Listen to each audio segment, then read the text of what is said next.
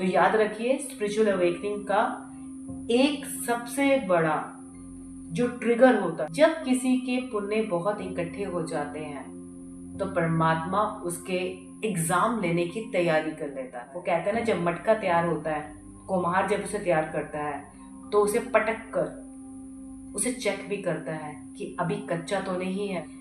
ऐसे ही हमारा भी मटका टक टक किया जाता है। हर बार, हर वक्त, हर पल कोई ना कोई एग्जाम देने में आप लगे हुए हो। आपको लगता है कुदरत आपकी परीक्षा ले रही है और बार बार आपको एक ही तरह के सर्कमस्टेंसेस का सामना करना पड़ रहा है कि लव लाइफ में बार बार आपको धोखा मिल रहा है। कईयों के मामले में तो माता पिता से उन्हें धोखा मिल रहा है, भाई बहनों से उन्हें धोखा मिल रहा है। जहां पर आप काम कर रहे हो वहां पर आपको कॉन्स्पिरेसी का सामना बार बार करना पड़ रहा है। एक जॉब से दूसरी जॉब में लगातार आप भागदौड़ में लगे हुए हो, लेकिन लगता है बार बार ऐसे ही लोगों से आपका बार बार सामना हो रहा है जो लोग आपके खिलाफ कॉन्स्पिरेसी कर रहे हैं। आपके मन में ये नहीं आता कि बार बार ऐसे बैड सर्कमस्टेंसेस का सामना आप ही क्यों कर रहे हो? क्यों नहीं बाकी लोगों के साथ आप घुल मिल पाते? आपके दोस्त क्यों नहीं बन पाते? लोग आपको मिसजज क्यों कर रहे हैं? भाग्य आपका साथ क्यों नहीं देता? उन्हें लगता है हमारे बुरे कर्म होंगे, हमने पिछले जन्म में बुरे कर्म किए होंगे, तभी तो ये सारी प्रॉब्लम्स हम देख रहे हैं। मेरे भाग्य में इसलिए लिखा होगा क्योंकि मैं बहुत पापी रहा हूँगा, जिसकी वजह से मुझे ये दुख बार बार देखने को मिल रहे हैं। जी नहीं, कुछ हद तक तो ये बात जायज है कि अगर बुरा किया है तो बुरा भुगतना होगा। दूसरे पॉइंट ऑफ व्यू से देखने की भी जरूरत है। कभी आपने ये बात सोची है कि सुदामा जी को इतनी प्रॉब्लम्स क्यों देखनी पड़ी? वो तो श्री कृष्ण के दोस्त थे, सखा थे, धार्मिक थे, किसी का बुरा नहीं चाहते थे। एक छोटी सी गलती, कुछ चनों के चक्कर में उन्हें जो इतनी गरीबी का सामना करना पड़ा या बदनामी का, जलालत देखनी पड़ी, लोगों के ताने सुनने पड़े, उनकी पत्नी को, उनके बच्चों तक को, क्या वो पापी थे इस कारण से? नहीं। दरअसल थोड़ा डीप में जाने की हमें कोशिश करनी चाहिए। दरअसल श्री कृष्ण भगवान उनकी परीक्षा ले रहे थे, बार बार उनका एग्जाम ले रहे थे। जैसे उनकी जलालत कराकर, लोगों से ताने दिलाकर, भूखा रखकर, बार बार भूखा रखा सुदामा जी को कि इसके लिए वह अपने बच्चों को भूखा देकर चोरी करने तो नहीं जाएंगे। लेकिन सुदामा जी ने ऐसा कुछ नहीं किया। ना तो उन्होंने किसी की बुराई की, अपना भाग्य समझकर, परमात्मा की इच्छा समझकर उसे कबूल किया और अपने बच्चों को भी यही शिक्षा दी और परमात्मा पर दृढ़ निश्चय के साथ विश्वास रखा। ना बुराई की, ना निंदा की, ना चोरी चकारी की, अपने कर्मों में लगे रहे। तो श्री कृष्ण भगवान ने भी उन पर मेहर किए और उन्हें इतनी धन संपत्ति का मालिक बना दिया कि जिसके आगे राजा भी शर्मा जाए। तो इसी तरह की परीक्षा भगवान हमारी भी लेता है, खास तौर पर उन लोगों की जिनकी स्पिरिचुअल अवेकनिंग होने वाली होती है। दरअसल माना जाता है जब आपके पुण्य इकट्ठे हो जाते हैं लाखों जन्मों के बाद, तब आपको ये सृष्टि, ये परमात्मा मौका देता है अपने प्रारब्ध को बदलने का, अपने द्वारा किए गए संचित कर्मों से छुटकारा पाने का, अच्छे और बुरे दोनों से, ताकि आप जन्म मरण से छुटकारा पा सको। क्योंकि बुरे कर्मों को भुगतने के लिए भी तो पृथ्वी पर आना पड़ेगा और अच्छे कर्मों को भुगतने के लिए भी तो जन्म तो तय है। तो वो नहीं चाहते कि आप बार बार यहाँ पर जन्म लो, वो तो चाहते हैं आप उनके साथ एकाकार हो जाओ। तो परमात्मा उसके एग्जाम लेने की तैयारी कर लेता है। वह चाहते हैं कि इसकी स्पिरिचुअल अवेकनिंग इसी जन्म हो जाए और एक दो जन्मों के अंदर वह अपने सभी कर्मों से छुटकारा पाले और मेरे लोक में आ जाए, मेरे साथ एकाकार हो जाए। तो इसके लिए परमात्मा हमारी परीक्षा लेता है। तो आप सोच रहे होंगे कि मैं आपको क्या समझाना चाह रही हूँ।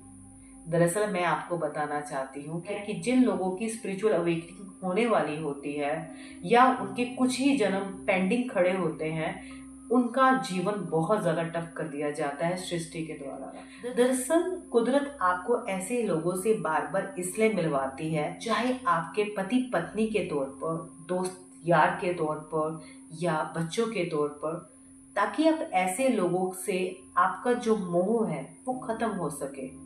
क्योंकि हम कई जन्मों से ऐसे लोगों के साथ मोह रखते हुए आ रहे हैं। हमारे अनकॉन्शियस माइंड में बहुत सारी ऐसी यादें हैं जहाँ पर हम अपने पुराने जन्म के प्रेमी और प्रेमिका को याद करते हैं। इस जन्म में हमें याद नहीं होता, लेकिन अनकॉन्शियस माइंड में वो पैटर्न लगातार चलता हुआ आ रहा है और एक आत्मा के तौर पर हम उन्हें पुकारते हैं। और ऐसे ही लोग जब दोबारा हमारी जिंदगी में आते हैं तो वही सर्कमस्टेंसेस वो हमें दोबारा दिखलाते हैं। जैसे पिछले जन्म में भी हो सकता है उन्होंने आपको वैसा ही चीट किया हो जैसे इस जन्म में वो आपको कर रहे हो, और पिछले जन्म में उस चीटनेस को आपने शायद बर्दाश्त ना किया हो और अपने आप पर नुकसान किया हो।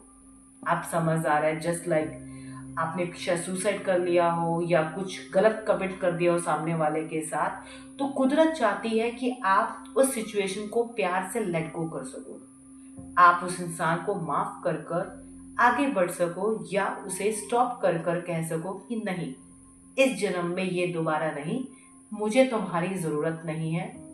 पति पत्नी के तौर पर, प्रेमिका के तौर पर या माता पिता के तौर पर, बच्चों के तौर पर, कि अब तुम मुझ पर ऐसा कुछ नहीं कर सकते कि मैं तुम्हारे साथ वो गलत व्यवहार करूं या वो गलत व्यवहार जो पिछले कई जन्मों से तुम मेरे साथ कर रहे हो उसे मैं दोबारा सहन करूं। तो हम इसको, जो कर्मों का जो लेन देन हो रहा है, उसे यही खत्म करते हैं।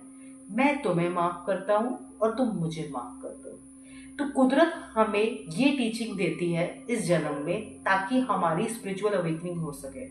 तो जब आपको लगे कि आपका मोह भंग हो रहा है सबसे, including your family member, including with your friend circle, आप अपने आप को आइसोलेट महसूस कर रहे हो या आपको लग रहा है कि जहाँ के सोसाइटी, आपके दोस्त या आपके कोलीग यहाँ पे आपको काम कर रहे हैं, आपको अलग थलग करके रख रहे हैं और आपस में बैठ के गप्पे मारते हैं, आपके अगेंस्ट बैक बाइटिंग करते हैं, तो मान कर चलिए वो आपका पुण्य जागृत कर रहे हैं। मेरा मानना है अगर आप इतनी चीजें सफर कर रहे हो, ब्रेकअप झेल रहे हो, हर चीज से मोह माया से आपका मोह भंग हो गया है और अगर आप फेलियर देख रहे हो, तो इसका मतलब ये है कहीं ना कहीं आपकी स्पिरिचुअल अवेकनिंग हो रही है, उसकी तरफ ध्यान दो।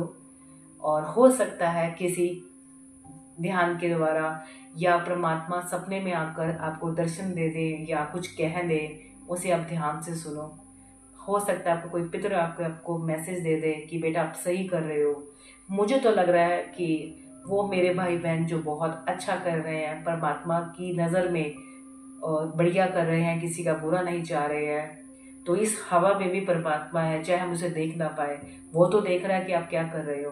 तो याद रखना, आपके अच्छे कर्मों का हिसाब हो रहा है और ये वक्त माना जाता है कलयुग का ऐसा है जहाँ पर द्वार खुल रहे हैं उन पवित्र आत्माओं के लिए जो इस सृष्टि से खत्म होने से पहले उन्हें मौका मिल रहा है कि वो परमात्मा के साथ एकाकार हो सके। कुछ चुनिंदा आत्माएं ऐसी होंगी जो इस बात को समझ चुकी हैं और ऐसे कर्मों में लिप्त हैं जो परमात्मा को प्यारे हैं। तो आप भी तो वही सुदामा बन सकते हो जिसे परमात्मा उस पर इतनी मेहर कर दे कि परमात्मा का जितना भी धन है उसके चरणों में ला दे और भक्ति भी प्रदान करे और अपना दोस्त भी बना ले, अपना सखा बना ले, अपना सब कुछ मान ले।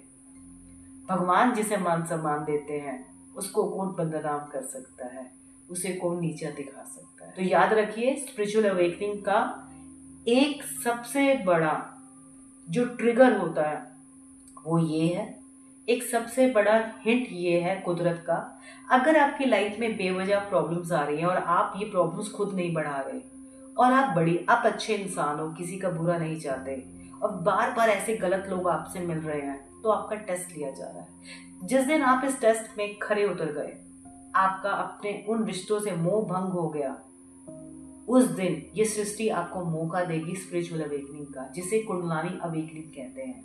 ये कोई तांत्रिक क्रिया नहीं है, मैं आपको बता दूं, क्योंकि मैं इसमें इन्वॉल्व नहीं हूँ। ये एक ऐसा ट्रिगर है कि अगर आप भक्ति भी कर रहे हो ना, परमात्मा का नाम सिमरन भी कर रहे हो, मुझे लगता है वहां पर भी ट्रिगर कर जाती है, और ध्यान के द्वारा तो डेफिनेटली यस। सो आप जिस कर्मों में लिप्त हो करते रहिए, परमात्मा के ध्यान सिमरन में लगे रहें। हो सकता है आपका टेस्ट हो रहा है, स्पिरिचुअल अवेकनिंग से पहले बहुत टेस्ट लिए जाते हैं, आपका जो लाइफ है पूरी तरह से हेल्प बना दी जाती है, आपको हर जगह थपेड़े पे थपेड़े पड़ते हैं, माँ बाप से भी मदद नहीं मिलती, रिश्तेदारों से मदद नहीं मिलती, बदनामी जलालत बहुत कुछ देखने को मिलता है। जहां पर आप कसूरवार नहीं होते, सबकी उंगली आप पर उठती है कि आप कसूरवार हो, 100 झूठे खड़े हो जाते हैं, आप जैसे सज्जन को, सच्चे इंसान को झूठा बना देते हैं। लेकिन अगर आप उस बुरे वक्त को निकल जाते हो, हाँ फाइट करनी चाहिए, अपने हक के लिए लड़ना चाहिए, लेकिन सही रास्ते पे चलकर, लेकिन दूसरे के लिए खड्डा नहीं खोदना चाहिए, कॉन्स्पिरेसी नहीं करनी चाहिए। अगर आप ऐसा नहीं करते हो तो ऐसे लोग खुद ब खुद आपकी लाइफ से चले जाएंगे। लेकिन ये जो पैटर्न तैयार हो रहा होगा ना दुखों का, ये एक पुल का काम करेगा जो आपकी स्पिरिचुअल अवेकनिंग में आपकी मदद करेगा, से बदल जाएगा। पर झूठ नहीं बोलूंगी, आसान नहीं है। ये जो लाइफ की प्रॉब्लम्स है जो आप लगातार देखोगे पहले, इसके लिए घबराना मत, परमात्मा का नाम सिमरन रखना। ये आपका केवल टेस्ट है स्पिरिचुअल अवेकनिंग का, कुंडलानी जागरण का। मेरे मामले में तो यही रहा है, और मुझे लगता है बहुत से लोगों का ऐसा ही रहा होगा। साधु संत जितने भी महात्मा रहे हैं, अगर आप उनकी जर्नी को पढ़ोगे बचपन से लेकर यंग तक, या टिल दैट एज जब उन्होंने साल्वेशन को अचीव किया था, ऐसी हड़ल भरी रही थी। साईं बाबा जी के साथ क्या हुआ था आपको याद है ना? जिंदे जी बहुत दुख देखे थे, बहुत जलालत सहन की थी, लेकिन कैसे हंसकर सामने किया था और बार बार अपने आप को प्रूफ किया था। यही मामला हम सबका भी है जो स्पिरिचुअल एनलाइटमेंट के प्रोसेस में है, या यूं कहे वह द्वार हमारे लिए परमात्मा इसीलिए ही खोलता है क्योंकि हमारे पुण्य खड़े हो चुके होते हैं।